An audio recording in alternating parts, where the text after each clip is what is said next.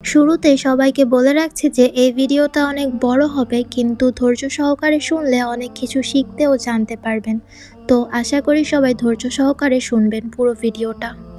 আসসালামু আলাইকুম। জান্নাতি রমণী বই থেকে আমাদের এর আগের পর্বে আলোচনা করেছিলাম হায়েজ, নেফাস ও ইস্তেহাজার বর্ণনা ও মাসাইল। আজকের পর্বে আলোচনা করব লিকুরিয়া বা সাদা স্রাবের মাসাইল। ইনশাআল্লাহ আমরা একসাথে শুনবো। চলুন তাহলে মূল আলোচনায় যাওয়া যাক। লিকুরিয়া বা সাদা স্রাবের মাসাইল। স্ত্রীলোকের জরায়ু প্রবাহনের ফলে যে সাদা স্রাব লিকুরিয়া নির্গত হয়, এতে ওজু নষ্ট হয়, গোসল করা আবশ্যক হয় না।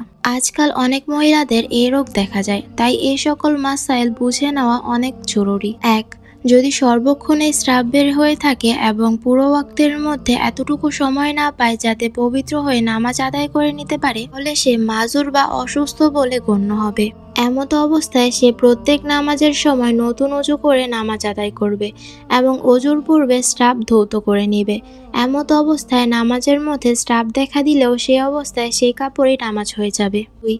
যদি মাঝে মধ্যে স্রাব দেখা দেয় এবং মাঝে মধ্যে বন্ধ থাকে, তাহলে সে বন্ধ থাকার সময় নামাজ পড়ে নিবে। এমতো অবস্থায় নামাজের মধ্যে স্রাব দেখা দিলে নামাজ ছেড়ে দিয়ে পুনরায় অজু করবে এবং কাপড়ে লেগে থাকলে কাপড় পরিবর্তন করে নিবে। হায়েজের অভ্যাস পরিবর্তন হওয়ায় সংক্রান্ত মাসাইল। ১. কোন স্ত্রীলোকের সাধারণভাবে প্রত্যেক মাসে ৩ দিন রক্তস্রাব হয়। তার হায়েজের সময়সীমা ৩ দিন ধরে নিতে হবে, এটাই তার অভ্যাস। কোনো মাসে তার ৭ দিন রক্তস্রাব হলে সেটাকেও হায়েজ মনে করতে হবে, কেননা হায়েজের সর্বোচ্চ সীমা ১০ দিন। তবে পরবর্তী কোনো মাসে তার স্রাব ১০ দিনের বেশি হলে, যেমন ১২ দিন অথবা ১৫ দিন হলে, তখন পরবর্তী মাসে যে কয়দিন রক্ত এসেছিল ওই দিনগুলো হায়েজ হিসেবে ধরে নিতে হবে। অবশিষ্ট দিনগুলোকে ইস্তেহাজা বা অসুস্থ ধরে নিতে হবে। ২. কোনো স্ত্রীলোকের হায়েজের অভ্যাস ৩ দিন, কিন্তু এক মাসে তার ৪ দিন স্রাব হলো, তার পরবর্তী মাসে ১৫ দিন স্রাব হলো। এমত অবস্থায় যেহেতু এক মাসে তার ৪ দিন রক্ত এসেছিল, সেজন্য তার অভ্যাস ৪ দিন মনে করে নিতে হবে। অবশিষ্ট দিনগুলো নামাজ কাজা করতে হবে, তবে এই কাজা আদায় করার জন্য ১০ দিন অবলম্বন করতে হবে, কেননা ১০ দিন পর্যন্ত অভ্যাস পরিবর্তন হওয়ার সম্ভাবনা রয়েছে। কিন্তু ১০ দিন চলে যাওয়ার পরও রক্ত বন্ধ না হওয়ায় পরিষ্কার ধরে নিতে হবে যে ৪ দিনের যে যতগুলো দিন বেশি রক্তস্রাব হয়েছে সেগুলো ইস্তেহাজার রক্ত। আর যে মাসে তার ৮ দিন অথবা ৯ দিন অথবা ১০ দিন রক্তস্রাব হয়, তখন পূর্ববর্তী অভ্যাস ধরতে হবে না, বরং এই ৮ অথবা ৯ অথবা ১০ দিন তার হায়েজ, কেননা ১০ দিন পর্যন্ত হায়েজের সর্বোচ্চ মেয়াদ। মনে করতে হবে তার অভ্যাস পরিবর্তন হয়েছে। অবশ্য ১০ দিনের বেশি রক্তস্রাব হলে পূর্বের মাসের ওই ৪ দিনকেই তার অভ্যাসের দিন বলে মনে করতে হবে। ৩. কারো অভ্যাস ৩ দিনের, হঠাৎ এক মাসে দেখা গেল ৩ দিনের পরও স্রাব বন্ধ হয়নি, তাহলে গোসল করার দরকার নেই, নামাজও পড়তে হবে না। যদি ১০ দিনের মধ্যে রক্ত বন্ধ হয়ে যায়, তাহলে সেটা হায়েজ এবং সব নামাজ মাফ। মনে করতে হবে অভ্যাসের পরিবর্তন ঘটেছে। আর যদি ১০ দিনের পর একাদশ দিনে বা দ্বাদশ দিনে বা আরও পরে রক্ত বন্ধ হয়, তাহলে মনে করতে হবে ৩ দিন হায়েজ ছিল, বাকিটা ইস্তেহাজা। তাই গোসল করে ৩ দিন বাদ দিয়ে বাকি ৭ দিনের নামাজ কাজা করতে হবে। সরাসরি কথা এই যে ১০ দিনের পর হয়ে গেলে অভ্যাসের অতিরিক্ত দিনগুলো রক্তস্রাবকে নিঃসন্দেহে ইস্তেহাজা মনে করতে হবে, কিন্তু ১০ দিনের মধ্যে রক্তস্রাবের অভ্যাস সর্বদা পরিবর্তন হওয়ার সম্ভাবনা রয়েছে। যেমন সর্বদা ৪ দিন রক্তস্রাব হতো, মহরম মাসে ৫ দিন আসলো, আবার সফর মাসে ১২ দিন আসলো, তখন ওই ৫ দিনকেই তার অভ্যাস মনে করতে হবে। কিন্তু সফর মাসে ৯ দিন এসে থাকলে মনে করতে হবে যে তার অভ্যাস পরিবর্তন হয়ে গিয়েছে, কেননা ১০ দিনের মধ্যে অভ্যাস পরিবর্তন হওয়ার সম্ভাবনা থাকে। হায়েজ চলাকালীন ও হায়েজ শেষে নামাজ রোজার মাসাইল। ১. হায়েজের সময়গুলোতে নামাজ পড়া, রোজা রাখা নিষেধ, তবে নামাজ ও রোজার মধ্যে একটু পার্থক্য আছে। নামাজ পরিপূর্ণভাবে মাফ হয়ে যায়, আর কোনো কাজা করতে হয় না, কিন্তু রোজা সাময়িক মাফ হয়। হায়েজ শেষ হওয়ার পরে রোজা কাজা করতে হবে। ২. ফরজ নামাজ পড়াকালে যদি হায়েজ দেখা দেয়, তাহলে সেই নামাজ ফাসেদ হয়ে যাবে, সেই চলতি নামাজও মাফ হয়ে যাবে। হায়েজ শেষে সেটা কাজা করতে হবে না। ৩. নফল বা সুন্নত নামাজ পড়াকালে রক্ত দেখা দিলে সে নামাজ ফাসেদ হয়ে যায় এবং সেটা পরে কাজা করতে হবে। ৪. ওয়াক্তের নামাজ এখনো পড়েনি, কিন্তু নামাজ পড়ার মত সময় এখনো আছে। এমত অবস্থায় যদি হায়েজ শুরু হয় তাহলে সেই ওয়াক্তের নামাজও মাফ হয়ে যায়। রোজা শুরু করার পর যদি হায়েজ দেখা দেয় তাহলে সেটাও পরে কাজা করতে হবে, চাই সেটা ফরজ হোক বা নফল রোজা। 6. নামাজের শেষ ওয়াক্তে হায়েজ এসেছে, যদি এখনো নামাজ না পড়ে থাকে তাহলে সেটাও কাজা করতে হবে না। 7.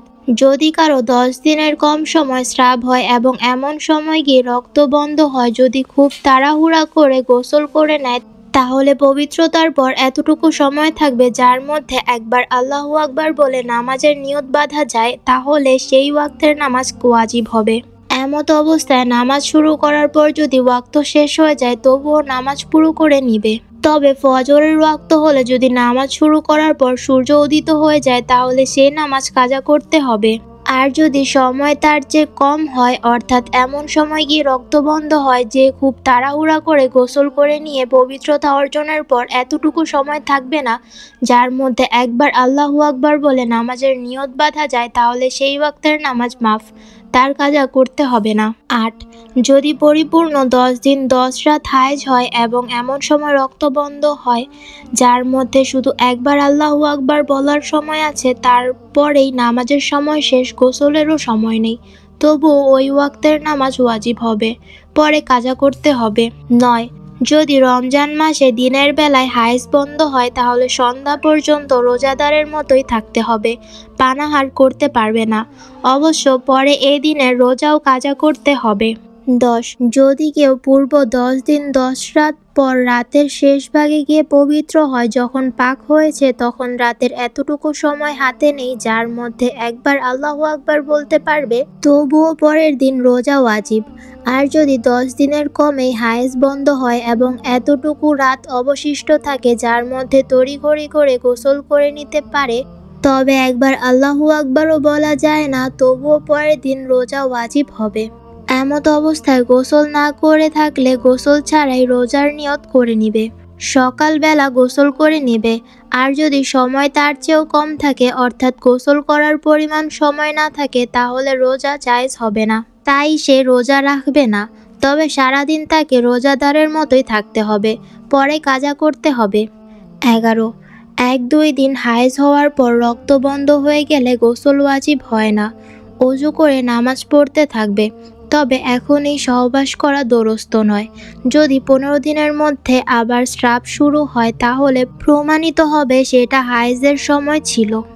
এমত অবস্থায় হিসাব করে যতদিন হায়েজের সেটাকে হায়েজ মনে করবে এবং এখন গোসল করে নামাজ শুরু করবে। আর যদি পূর্ণ 15 দিন রক্ত দেখা না যায় তাহলে মনে করতে হবে সেটা ইস্তেহাজার রক্ত ছিল, সুতরাং সেই সময়ের বাদ পড়া নামাজগুলো কাজা করতে হবে। 12. যদি কোনো মেয়ে লোকের এক হায়েজ শেষ হওয়ার পর 15 দিন অতিবাহিত হওয়ার পর আবার রক্ত দেখা দেয় এবং সে এটাকে হায়েজ মনে করে নামাজ ছেড়ে দিতে থাকে, আর 3 দিন 3 রাত পূর্ণ হওয়ার পূর্বেই সে রক্ত বন্ধ হয়ে যায় এবং তারপর আবার 15-20 দিন কোনো রক্ত দেখা না যায়, তাহলে হায়েজ মনে করে যে নামাজগুলো ছেড়ে দিয়েছিল তা কাজা করতে হবে। 13. হায়েজের অবস্থায় যে কাপড় পরিহিত ছিল সেই কাপড়ে যদি হায়েজের নাপাকি বা অন্য কোনো নাপাকি না লেগে থাকে তাহলে সেই কাপড় ব্যবহার করে নামাজ আদায় করতে কোনো ক্ষতি নেই।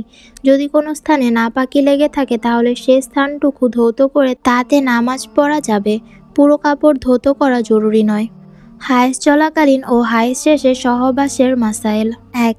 হায়েজকালীন সময়ে সহবাস জায়েজ নয়, সহবাস ছাড়া সব কিছুই জায়েজ, অর্থাৎ একসাথে খানাপিনা, বিশ্রাম ও শয্যাগ্রত সবই জায়েজ। তবে স্বামী স্ত্রীর হাঁটু থেকে নাভি পর্যন্ত স্থানে তার কোনো অঙ্গ স্পর্শ করে লজ্জত হাসিল করতে পারবে না।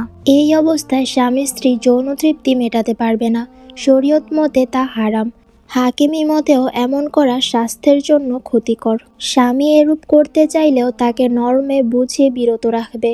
হায়েজ অবস্থায় স্ত্রীর সম্মতিতে সহবাস হলে স্ত্রীও গুনাহগার হবে। 2. স্বামী তার হায়েজা স্ত্রীর নাভির নিচ থেকে হাঁটু পর্যন্ত স্থানে হাত বা কোনো অঙ্গ লাগাবে না, নাভির উপর থেকে মাথা পর্যন্ত অন্য স্থানে হাত লাগাতে পারবে, চুমু দিতে পারবে। 3. হায়েজ অবস্থায় মহিলার শরীর ও মুখের লালা পবিত্র। হ্যাঁ, যদি শরীরের রক্ত বা অন্য কোনো নাপাকি লাগে তাহলে ভিন্ন কথা, তাহলে শরীর নাপাক হবে, অন্যথায় শুধু হায়েজের কারণে তার শরীর নাপাক বলে গণ্য হবে না। অতএব হায়েজ অবস্থায় তার শরীরের সাথে ছোঁয়া লাগলে বা স্বামী স্ত্রী চুম্বন করলে তা কোনো ক্ষতি নেই। 4. যদি কারো 10 দিনের মধ্যে অভ্যাস মোতাবেক 5 দিন, 6 দিন, 7 দিন, 8 দিন অথবা 9 দিনে হায়েজ বন্ধ হয়ে যায় তাহলে গোসল না করা পর্যন্ত তার সাথে সহবাস করা জায়েজ হবে না। হ্যাঁ, যদি এক ওয়াক্তের নামাজ সময় চলে যায় অর্থাৎ এতটুকু সময় অতিবাহিত হয়ে যায় যার মধ্যে গোসল করে তাকবীরে তাহরিমা বাঁধতে পারা যায় এবং তার ওপর এক ওয়াক্তের নামাজ কাজা ওয়াজিব হয়, তারপর গোসলের পূর্বেও সহবাস জায়েজ হবে। 5. যদি কারো অভ্যাস অনুযায়ী হায়েজের যে কয়দিন ছিল তার পূর্বেই স্রাব বন্ধ হয়ে যায়, যেমন অভ্যাস ছিল 5 দিনের, 4 দিনেই রক্ত বন্ধ হয়ে গিয়েছে, এমত অবস্থায় গোসল করে নামাজ পড়া ওয়াজিব, কিন্তু সহবাস জায়েজ হবে না, কারণ হতে পারে আবার স্রাব শুরু হয়ে যাবে। 5 দিন পার হওয়ার পর সহবাস জায়েজ হবে। 6. যদি পরিপূর্ণ 10 দিন 10 রাত হায়েজ হয় এবং হায়েজ বন্ধ হওয়ার পর অলসতাবশত স্ত্রী গোসল না করে তাহলে গোসলের পূর্বে সহবাস জায়েজ হবে, তবে গোসলের পূর্বে সহবাস থেকে বিরত থাকা উত্তম, এটাই পবিত্র মানসিকতার পরিচয়।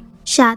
1 বা 2 দিনে হায়েজ হওয়ার পর রক্ত বন্ধ হয়ে গেলে গোসল ওয়াজিব হয় না, অজু করে নামাজ পড়তে থাকবে, কেননা হায়েজের সর্বনিম্ন সময় 3 দিন 3 রাত। 3 দিন 3 রাতের কম স্রাব হলে তা হায়েজ বলে গণ্য হবে না, তবে এখনই সহবাস করা দুরূহ হবে না, কেননা যদি 15 দিনের মধ্যে আবার স্রাব শুরু হয় তাহলে প্রমাণিত হবে সেটা হায়েজের সময় ছিল। নেফাস কাকে বলে? সন্তান প্রসব হওয়ার পর স্ত্রীলোকের যে রক্তস্রাব হয় তাকে নেফাস বলে। এক গর্ভে কয়েকটা সন্তান হলে 6 মাসের মধ্যে প্রথম বাচ্চা প্রসবের পর থেকেই নেফাসের মেয়াদ গণনা করা শুরু হবে, দ্বিতীয় সন্তান থেকে নয়। নেফাসের সময়সীমা। 1. নেফাসের সময়সীমা সর্বোচ্চ 40 দিন। 40 দিনের পরেও রক্ত আসতে থাকলে সেটা নেফাসের রক্ত বলে গণ্য হবে না, বরং সেটা ইস্তেহাজার রক্ত বলে গণ্য করা হবে। ইস্তেহাজা সম্পর্কে পরে আলোচনা করা হয়েছে। 2. নেফাসের সর্বনিম্ন সময়ের কোনো সীমা নেই। 2-4 ঘন্টা বা 2-4 দিন বা 5-10 দিন ইত্যাদি যে কোনো পরিমাণ সময়ের মধ্যে রক্ত বন্ধ হয়ে যেতে পারে, এমনকি সন্তান প্রসবের পরও রক্ত একেবারেই নাও আসতে পারে। 3. প্রসবের পর যদি কারো একেবারেই রক্ত না যায় তবুও তাকে গোসল করতে হবে, এই গোসল ফরজ। 4. নেফাসের সময়সীমার মধ্যে সর্বক্ষণ রক্ত আসা জরুরি নয়, বরং মেয়াদের ভিতরের মধ্যে 2-4 ঘন্টা বা 2-1 দিন রক্ত বন্ধ থেকে আবার এলেও সেই মাঝখানের সময়কেও নেফাসের সময় ধরা হবে। নেফাসের মাসাইল। 1. 40 দিনের কম সময়ের মধ্যে রক্তস্রাব বন্ধ হয়ে গেলে গোসল করে নিতে হবে, নিজেকে পাক মনে করে নামাজ পড়া আরম্ভ করতে হবে। কোনো কোনো এলাকায় মহিলাদের মধ্যে প্রচলন আছে যে 40 দিনের আগে বন্ধ হলেও 40 দিন পর্যন্ত নামাজ থেকে বিরত থাকে, এটা ঠিক নয়। 2. 40 দিনে রক্ত বন্ধ না হলে এবং এটা মহিলার জীবনের প্রথম নেফাস হয়ে থাকলে 40 দিন নেফাসের শেষ ধরা হবে এবং গোসল করে নিয়ে নামাজ পড়া শুরু করতে হবে। 40 দিনের অতিরিক্ত দিনগুলো রক্তস্রাব ইস্তেহাজা হিসেবে ধরে নিতে হবে। সে মতে ইস্তেহাজার মাসাইল অনুযায়ী প্রতি ওয়াক্তে অজু করে নামাজ পড়তে থাকবে, আর এটা মহিলার জীবনের প্রথম নেফাস না হয়ে থাকলে পূর্ববর্তী নেফাসে যে কয়দিন রক্তস্রাব এসেছিল সেই কয়দিন পরই তাকে পবিত্র ধরা হবে, তার চেয়ে অতিরিক্ত সব দিনগুলোকে ইস্তেহাজা ধরে নিতে হবে। অভ্যাসের অতিরিক্ত যে কয়দিনকে সে নেফাস মনে করে নামাজ ছেড়ে দিয়েছিল তার কাজা করতে হবে। 3. কোনো মেয়ে লোকের হয়তো 30 দিন রক্ত যাওয়ার অভ্যাস ছিল, কিন্তু একবার 30 দিন অতিক্রম হওয়ার পরও রক্ত বন্ধ হলো না, এমত অবস্থায় এই মেয়ে লোক এখনও গোসল না করে অপেক্ষা করবে। অতঃপর যদি পূর্ণ 40 দিন শেষ বা 40 দিনের ভেতর রক্ত বন্ধ হয় তাহলে এই সব কয়েকদিন নেফাসের মধ্যে গণ্য হবে। পক্ষান্তরে যদি 40 দিনের বেশি রক্ত জারি থাকে তাহলে পূর্বের অভ্যাস মোতাবেক 30 দিন নেফাসের মধ্যে গণ্য হবে এবং অবশিষ্ট দিনগুলো ইস্তেহাজা বলে গণ্য হবে। 40 দিন পর গোসল করে নামাজ পড়তে থাকবে এবং 30 দিনের পর 10 দিনের নামাজ কাজা করবে। 4. নেফাসের অবস্থায় সহবাস ও হাঁটু থেকে নাভি পর্যন্ত স্থান ভোগ করা জায়েজ নেই, তবে একসাথে খানাপিনা, বিশ্রাম ও শয্যাগ্রত সবই জায়েজ। হায়েজ ও নেফাস উভয়টার ক্ষেত্রে প্রযোজ্য মাসাইল। নিম্নের মাসাইলগুলো হায়েজ ও নেফাস উভয় অবস্থার জন্য প্রযোজ্য। 1. হায়েজ, নেফাস অথবা অন্য যে কোনো কারণে যে নারীর ওপর গোসল ওয়াজিব হয়ে পড়েছে তার জন্য মসজিদে যাওয়া হারাম। সে কাবা শরীফ তাওয়াফ করতে পারবে না, কুরআন শরীফ পড়তে পারবে না, স্পর্শ করতে পারবে না। হ্যাঁ, যদি কুরআন শরীফের ওপর জুজবাদ লাগানো থাকে অথবা রুমাল দিয়ে জড়ানো থাকে তাহলে জুজদান অথবা রুমালের ওপর দিয়ে স্পর্শ করা জায়েজ আছে। অনুরূপভাবে যদি কাগজ বা চামড়ার আস্তর থাকে এবং যদি সেটা কোরআন শরীফের সাথে সেলাই করা না হয় কিংবা আঠা দিয়ে আটকানো না থাকে তাহলে তার ওপর স্পর্শ করা জায়েজ আছে। 2. যার ওযু নেই সেও কোরআন শরীফ স্পর্শ করতে পারবে না, তবে মুখস্থ পড়তে পারবে। 3. যে টাকা পয়সা বা বর্তনে বা তাবিজে কোরআনের কোনো আয়াত লেখা আছে উল্লেখিত জেনারেল সেটা টাকা পয়সা, তাবিজ এবং বর্তন ও স্পর্শ করতে পারবে না। হ্যাঁ, কোনো থলি বা পাত্রে রাখলে সে থলি বা পাত্র স্পর্শ করতে পারবে এবং থলি বা পাত্রের গায়ে ধরে উঠাতেও পারবে। 4. গায়ের জামা এবং ওড়না দিয়েও কোরআন শরীফ স্পর্শ করা এবং উঠানো জায়েজ নয়। হ্যাঁ, গা থেকে আলাদা কাপড় দিয়ে ধরতে ও উঠাতে পারবে, যেমন রুমাল দিয়ে ধরতে উঠাতে পারবে। 5. যদি পরিপূর্ণ আয়াত তেলাওয়াত না করে এবং কোনো একটি শব্দ অথবা আয়াতের অর্ধেকটা তেলাওয়াত করে তাহলে জায়েজ আছে, অবশ্য সেই অর্ধেক আয়াতটিও ছোট কোনো আয়াতের সমান হতে পারবে না। 6. কোনো মেয়ে হেফজ করা অবস্থায় হায়েজ এসে গেলে এবং মুখস্থ করার জন্য তেলাওয়াতের প্রয়োজনীয়তা দেখা দিলে বা কোনো হাফেজা মেয়ে হায়েজ অবস্থায় কুরআন হেফজ রাখার জন্য তেলাওয়াত জারি রাখতে চাইলে মনে মনে তেলাওয়াত করবে, মুখে উচ্চারণ করবে না। 7. সূরা ফাতিহা অথবা কুরআনে কারীমের অন্য কোনো দুয়ার আয়াত যদি তেলাওয়াতের নিয়তে না পড়ে এবং দুয়ার নিয়তে পড়ে তাহলে কোনো গুনাহ নেই। 8. দুয়ায় কুনুত পড়াও জায়েজ আছে। 9. যদি কোনো মহিলা বাচ্চাদেরকে কোরআন শিক্ষা দেন তাহলে তিনি বানান করে পড়াতে পারবেন এবং রিডিং পড়ানোর সময় 1-2 শব্দ করে ভেঙে আলাদা আলাদা শব্দে পড়তে পারবেন। 10. হায়েজ নেফাস অবস্থায় কালিমা দুরুদ শরীফ, ইস্তেগফার, আল্লাহর নাম নেওয়া জায়েজ। লা হাওলা ওয়ালা কুওয়াতা ইল্লা বিল্লাহি ইত্যাদি ওয়াজিফা পাঠ করা জায়েজ। 11. হায়েজ নেফাসের অবস্থায় নামাজের সময় ওযু করে নামাজের স্থানে নামাজ আদায়ের পরিমাণ সময় বসে থেকে সুবহানাল্লাহ, লা ইলাহা ইল্লাল্লাহ পড়তে থাকবে, যেন ইবাদতের অভ্যাস বজায় থাকে, এটা মুস্তাহাব। 12. হায়েজ অবস্থায় মহিলারা প্রতি নামাজের ওয়াক্তে 17 বার ইস্তেগফার পাঠ করলে 1000 রাকাত নফল নামাজের সওয়াব পাবে। 13. গোসল ফরজ ছিল, গোসলের পানি ছিল না, যখন পানি পাওয়া গেছে তখন হায়েজ নেফাস শুরু হয়ে গেছে, এমত অবস্থায় আর গোসলের প্রয়োজন নেই, সাফ থেকে পাক হওয়ার পর একেবারেই গোসল করে নিতে পারবে। 14. কোনো মহিলার বাচ্চা প্রসব হচ্ছে কিন্তু অর্ধেকের কম বের হয়েছে, এমন অবস্থায় যদি হুঁশ থাকে, বিবেক সুস্থ থাকে তাহলে নামাজ পড়া ওয়াজিব, কাজা করতে পারবে না। আর যদি বাচ্চার ক্ষতি হওয়ার সম্ভাবনা থাকে তাহলে নামাজ পড়বে না, পরে কাজা পড়বে।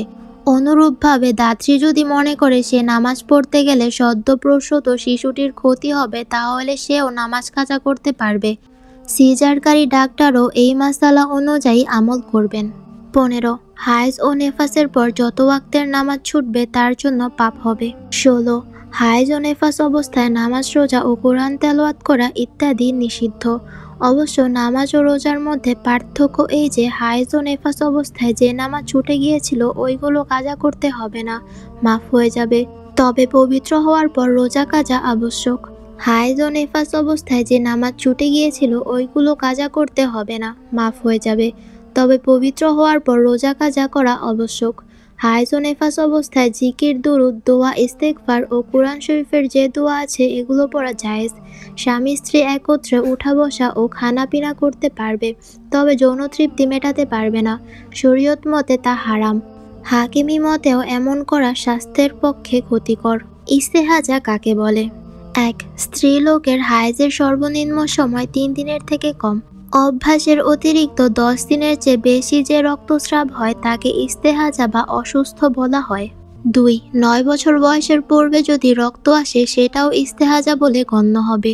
3. গর্ভাবস্থায় যদি রক্ত বের হয় সেটাও ইস্তেহাজা বলে গণ্য হবে। 4. প্রসবকালীন সময় বাচ্চা প্রসবের পূর্বে যে রক্ত বা পানি বের হয় সেটাও ইস্তেহাজার। বাচ্চার অর্ধেকটা বের হওয়ার পূর্ব পর্যন্ত যে রক্ত বের হয় সেটাও ইস্তেহাজা। 5. নেফাসের সর্বোচ্চ সময় 40 দিন পার হওয়ার পরও রক্ত আসতে থাকলে সেই রক্তকেও ইস্তেহাজা বলে গণ্য করা হবে।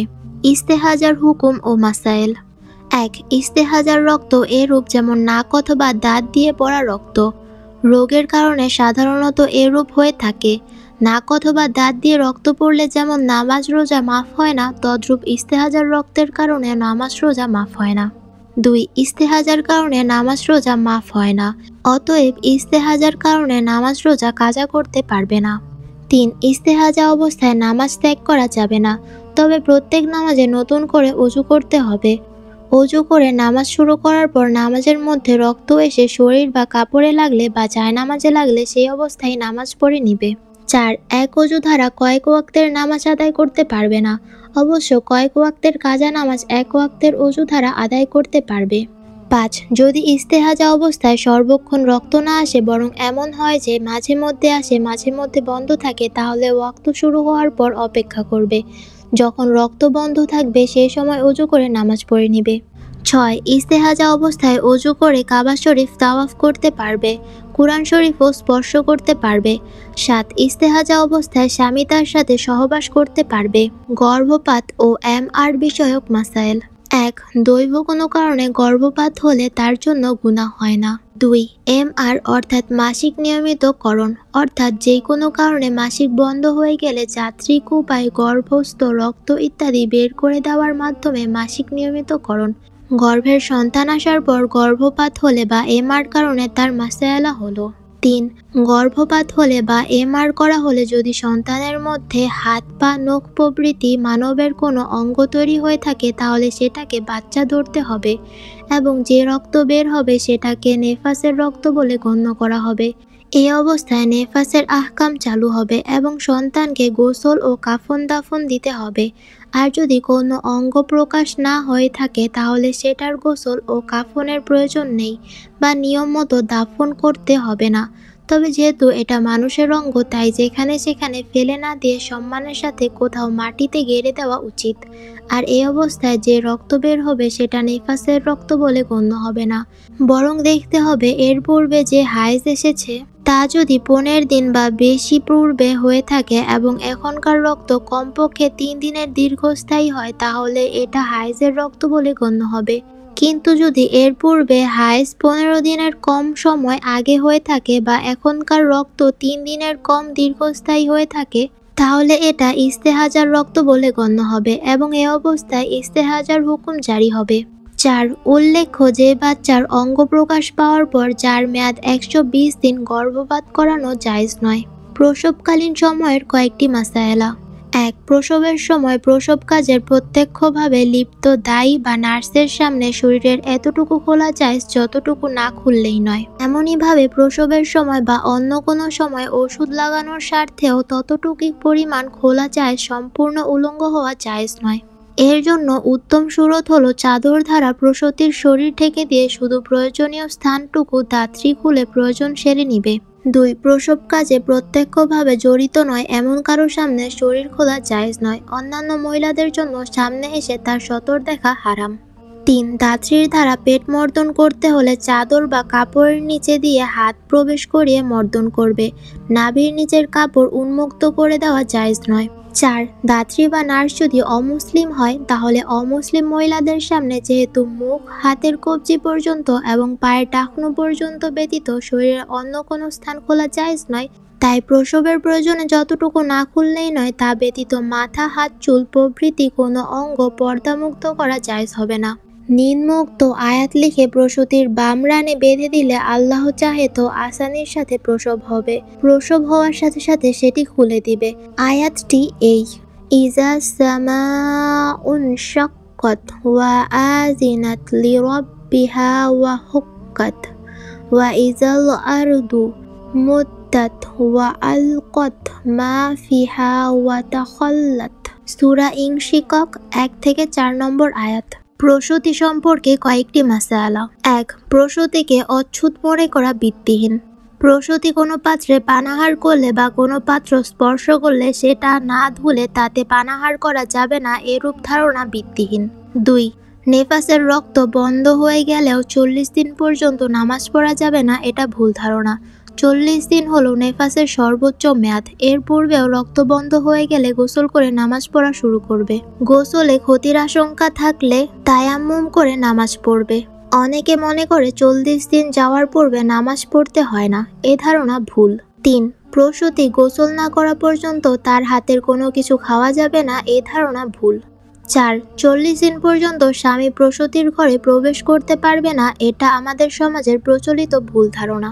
5. যে স্থান দেখা জায়েজ নয়, প্রসূতিকে গোসল দেওয়ার সময় ধাত্রী বা অন্য কোনো নারীও সে স্থানে সরাসরি হাত লাগিয়ে মর্দন করে দিতে পারবে না বা সে স্থান দেখতে পারবে না। প্রয়োজনে হাতে গেলাফ লাগিয়ে বা কোনো কাপড় পেঁচিয়ে কাপড়ের মধ্যে হাত ঢুকিয়ে মর্দন করে দিতে পারবে।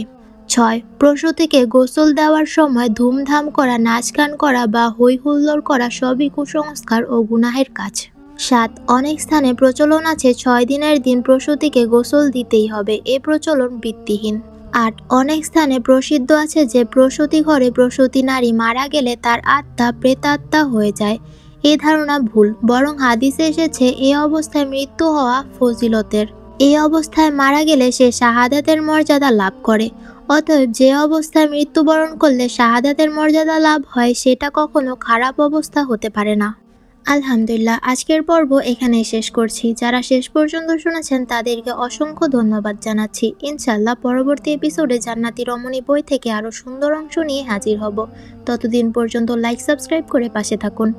আমার ঠান্ডা লাগার কারণে ভয়েস ওভারটা অনেক বাজে হয়েছে, আর হয়তোবা কিছু কিছু জায়গায় বুঝতে হয়তোবা সমস্যা হতে পারে, আপনারা একটু বুঝে নেবেন।